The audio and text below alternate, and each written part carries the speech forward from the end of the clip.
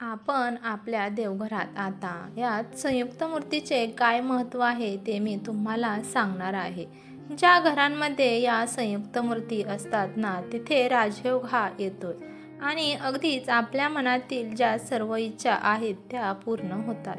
केलेली कुठली पण सेवा उपाय जे आहे त्यांचे फळ आपल्याला लवकरात लवकर प्राप्त होते. त्यामुळे तुम्हाला या मूर्ती देवघरांमध्ये ठेवायच्याच आहेत.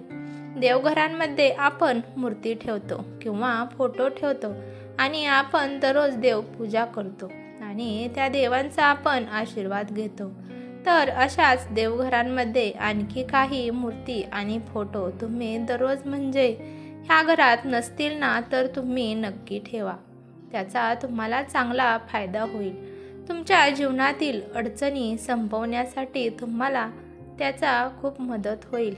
तर अशा कुठल्या मूर्ती आहेत ज्या तुमच्या घरामध्ये सुख समृद्धी आणण्यासाठी तुम्हाला मदत करतात? तर सगळ्यात पहिली मूर्ती म्हणजे बाळकृष्णाची.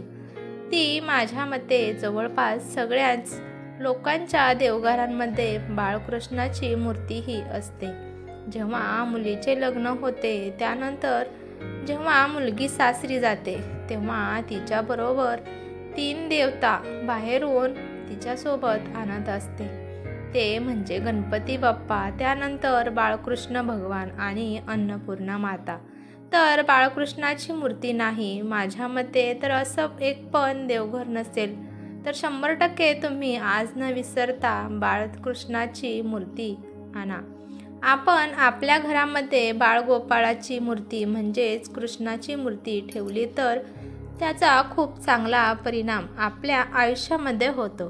कृष्णाच्या मूर्तीची जी पूजा रोज आहे ती करायलाच पाहिजे.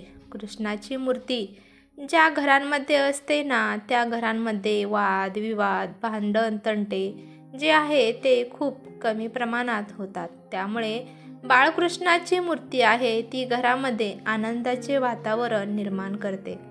तर म्हणून तर बाळकृष्णाची मूर्ती जी आहे ती तुमच्या घरामध्ये असलीच पाहिजे. मूर्ती जर घरामध्ये असेल ना, तर पती पत्नीमधील प्रेम जे आहे, त्यांच्यामध्ये स्नेह आहे, प्रेम आहे, जिव्हाळा आहे, तो नेहमी टिकून राहण्यासाठी आणि त्यामध्ये वाढ होण्यासाठी मदत होत असते. त्यामुळे घरांमध्ये बाळकृष्णाची मूर्ती ही नक्कीच ठेवा. त्याचा तुम्हाला खूप फायदा होईल. आता बाळविष्णूंच्या मूर्तीसोबत आता कुठली मूर्ती ठेवायची आहे ते मी तुम्हाला सांगणार आहे.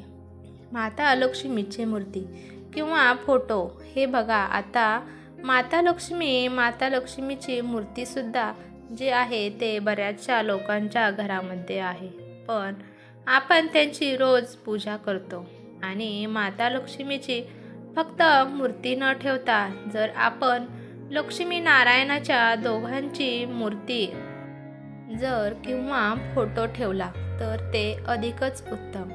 हे बघा, म्हणजे एक फोटो असतो की भगवान विष्णू जे आहे ते झोपलेल्या अवस्थेत आणि त्यानंतर माता लक्ष्मी त्यांचे पाय चेपत आहे. ती मूर्ती जी आहे ना ती किंवा फोटो, शक्यतो फोटो येतो तर तुम्ही न विसरता न चुकता तुमच्या देवघरामध्ये ठेवा.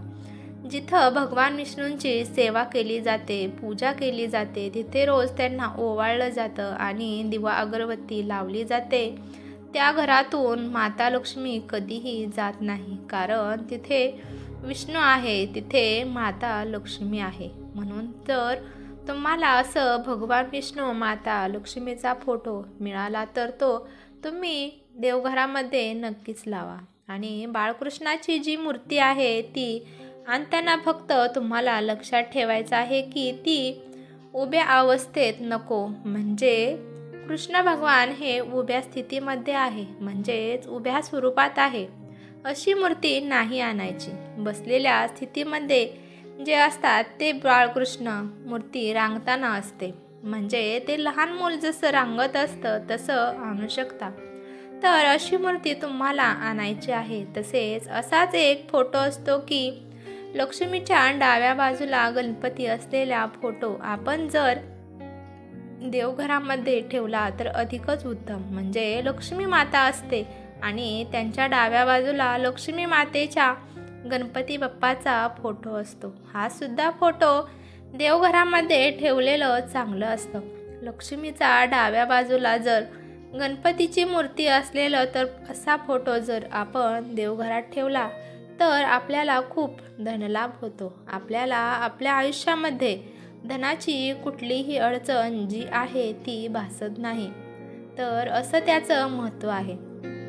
अजून एक मूर्ती म्हणजे जी आपण देवघरामध्ये ठेवायला पाहिजे ती म्हणजे ब्रह्मा, विष्णू आणि महेश या तिघांचा एक फोटो मिळतो. ते 3 देव असल्यामुळे त्यांची फेम मोठ्या प्रमाणात येते.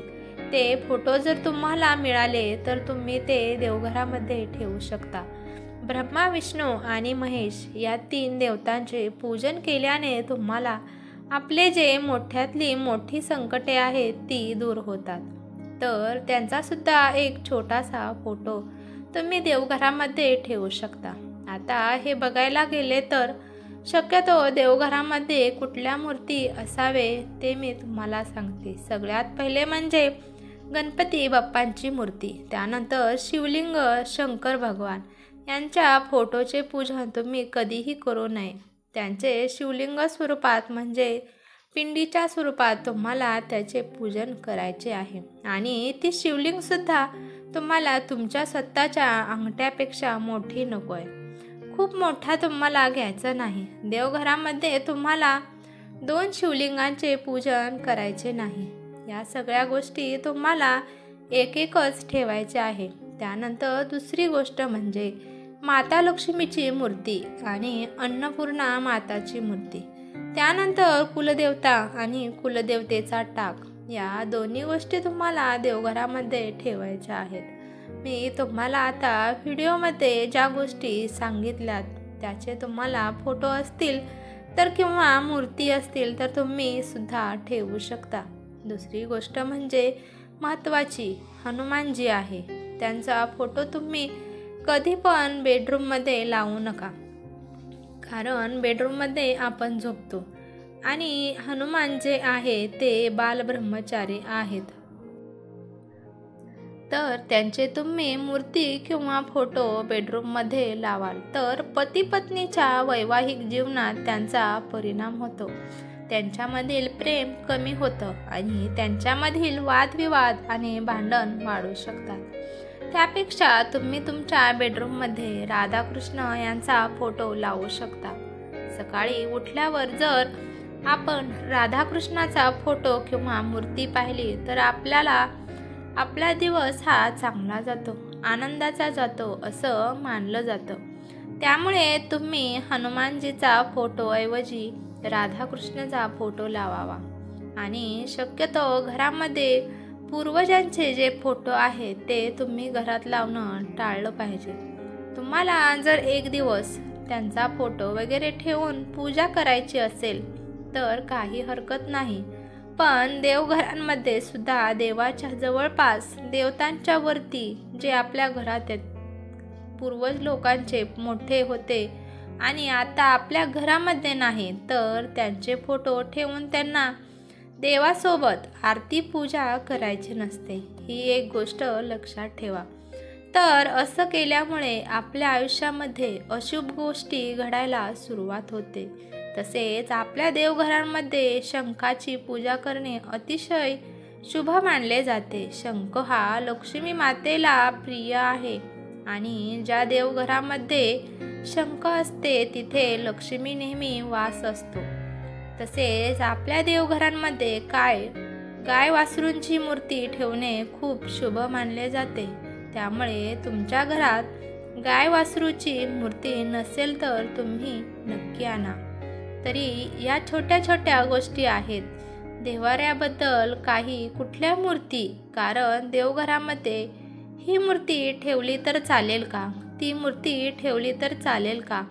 आपल्या देवघरामध्ये गर्दी करायची काहीच गरज नाही. अगदीच मोजकेच पण महत्त्वाच्या मूर्ती देवघरामध्ये असणं खूप महत्त्वाचं आहे. तुम्हाला हा व्हिडिओ कसा वाटला ते कमेंट करून नक्की सांगा. श्री स्वामी समर्थ. श्री गुरुदेव दत्त.